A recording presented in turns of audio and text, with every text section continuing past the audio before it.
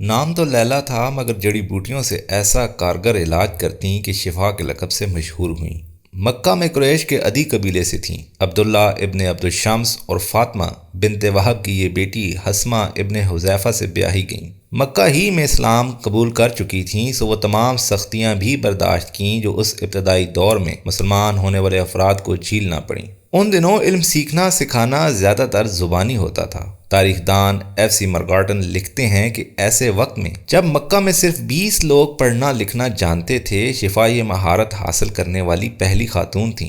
مرگارٹن نے یہ معلومات احمد بن جابر البلادوری کی کتاب فتوح البلدان کا ترجمہ کرتے ہوئے اخذ کی۔ یہ ترجمہ دی اوریجنز آف اسلامک اسٹیٹ کے نام سے چھپا ہے۔ شفا خطاط بھی تھیں۔ ترکی سے چھپی کتاب خواتین خطاط ماضی اور حال سے علم ہوتا ہے کہ انہوں نے خطاطی سکھائی بھی۔ ان سے خطاطی سیکھنے والوں میں پیغمبر اسلام کی اہلیہ حضرت حفصہ بھی تھیں۔ ابو داؤد کے مطابق یہ دونوں خواتین رشتہ دار تو تھیں ہی مگر دوست بھی رہیں۔ عادل صلاحی لکھتے ہیں کہ شفا ایک ذہین خاتون تھیں اور اسلام لانے سے پہلے بھی مریضوں کا علاج کیا کرتی تھیں۔ جب انہوں نے اسلام قبول کیا تو پیغمبر اسلام سے پوچھا کہ کیا وہ علاج معالجہ جاری رکھ سکتی ہیں، تو آپ نے انہیں ایسا کرنے کی ترغیب دی۔ عادل صلاحی کے مطابق پیغمبر اسلام نے ان سے یہ بھی کہا کہ وہ حفصہ کو بھی یہ سکھائیں کہ وہ جلد کی بیماری کا علاج کیسے کریں۔ اے بیولی لکھتے ہیں کہ شفا مکے سے مدینہ ہجرت کرنے والے پہلے افراد میں شامل تھیں۔ بیولی نے یہ بات محمد بن سعد کی کتاب الطبقات الکبیر کے ترجمے میں لکھی ہے، جسے انہوں نے مدینہ کی خواتین کے عنوان سے شائع کیا۔ مدینہ میں انہیں مسجد نبوی اور بازار کے درمیان ایک گھر دیا گیا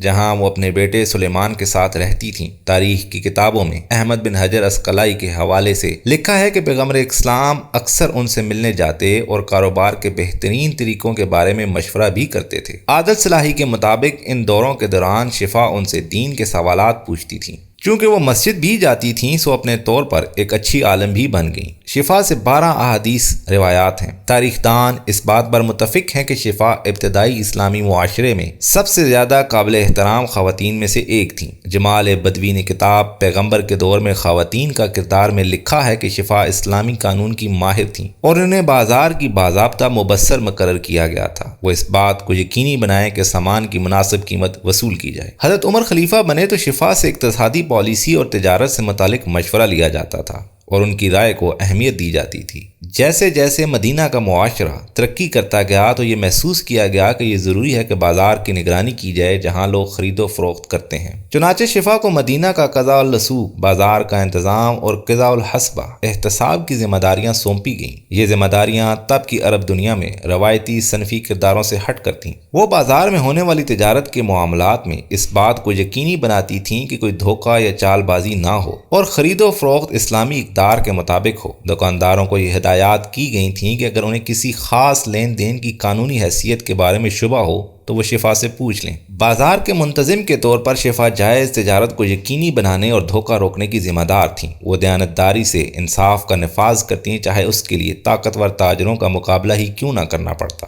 وہ یقینی بناتی کہ سامان کی منصفانہ تجارت ہو، قیمتیں مناسب ہوں اور یہ کہ تاجر اخلاقی کاروباری طریقوں کی پیروی کریں۔ تاریخ کی کتابوں میں احمد بن حجر عسقلائی کے حوالے سے لکھا ہے کہ پیغمبر اسلام اکثر ان سے ملنے جاتے اور کاروبار کے بہترین طریقوں کے بارے میں مشورہ بھی کرتے تھے۔ یورون ریڈلی نے اپنے مضمون اقتصادی سرگرمیوں میں مسلم خواتین کی شرکت ایک نقطۂ نظر میں لکھا ہے کہ شفا ایک قانونی ماہر اور جج کے طور پر بھی جانی جاتی اور تنازعات کو حل کرتی تھیں۔ شفا کا تقرر انتہائی کامیاب رہا۔ حضرت عمر نے مکہ میں بھی ایک خاتون سمرہ بنت نہیک کو مارکیٹ کنٹرولر مقرر کر دیا۔ احتساب جج کے طور پر وہ افراد کے درمیان تنازعات حل کرتی اور انصاف کی فراہمی کو یقینی بناتی۔ تاریخی بیانات کے مطابق شفا اسلامی قانون اور فقہ میں انتہائی ماہر تھیں اور وہ اپنے منصفانہ اور غیر جانبدارانہ احکام کے لیے مشہور تھیں۔ زندگی کے ہر شعبہ سے لوگ اسلامی قانون سے متعلق امور میں رہنمائی اور مشورے کے لیے ان کے پاس آتے تھے۔ مورخ ابن اسحاق نے 8ویں صدی میں لکھا ہے کہ کس طرح شفا نے ایک احتساب کے جج کے طور پر تنازعات کے حل کے لیے اسلامی قانون کے اپنے علم کا استعمال کیا۔ نکولس ایس پاپکنز اور سعد الدین ابراہیم کے ادارت میں